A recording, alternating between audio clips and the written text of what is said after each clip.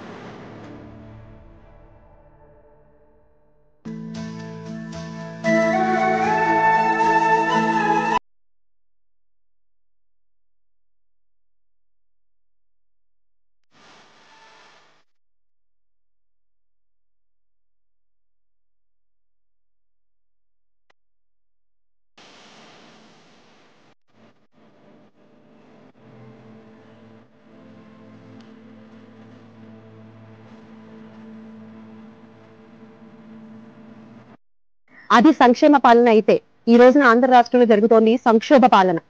ఆ చనిపోయిన 2 బాలికల ప్రాణాలకి ఎవరు అకౌంటబిలిటీ? ఎవరు బాధ్యత వహిస్తారు? ఈ రోజు వరకు కనీసం ఎవరు ఈ విషయం గురించి మాట్లాడలేదు, నోరెత్తలేదు ఇప్పుడున్న అధికారులందరూ కూడా. ఇప్పటికైనా మీరు కళ్ళు తెరిచి జరుగుతున్న విషయాల్ని పరిశీలించి అక్కడ బాలికల పాఠశాలలో కావలసిన వసతులు ఏర్పాటు చేసి నాణ్యమైన ఆహారాన్ని అందించి ఆ ఆర్వో ప్లాంట్ ని బాగు చేయించడానికి కూడా మీకు కుదరట్లేదా? అంటే పెట్టించిన జగన్మోహన్ రెడ్డి గారు కాబట్టి దాన్ని మేము బాగు చేయించామని ఏమైనా ఊరుకున్నారా? అలాగే వైఎస్ఆర్ కాంగ్రెస్ పార్టీ అధ్యక్షులు, మాజీ ముఖ్యమంత్రి వర్యులు శ్రీ వైఎస్ జగన్మోహన్ రెడ్డి గారు చెప్పినట్టుగా గవర్నమెంట్ తరపు నుంచి చనిపోయిన విద్యార్థినుల కుటుంబాలకి ఒక్కొక్కరికి 25 లక్షల చొప్పున నష్టపరిహారం చెల్లించాల్సిందిగా వైఎస్ఆర్ కాంగ్రెస్ పార్టీ డిమాండ్ చేస్తోంది. ఎందుకంటే ఇది ఖచ్చితంగా ప్రభుత్వ వైఫల్యం. ఆ ప్రభుత్వ వైఫల్యానికి నష్టపరిహారం కూడా ప్రభుత్వం నుంచి ఆ కుటుంబాలకు అందాలి. అలాగే పాఠశాలలో నాణ్యమైన ఆహారము, కలుషితం లేని నీరు మీరు అందించాలి అని వైఎస్ఆర్ కాంగ్రెస్ పార్టీ మీకు గుర్తు చేస్తోంది. Make Andhra great again with జగనన్న. జోహార్ వైఎస్ఆర్.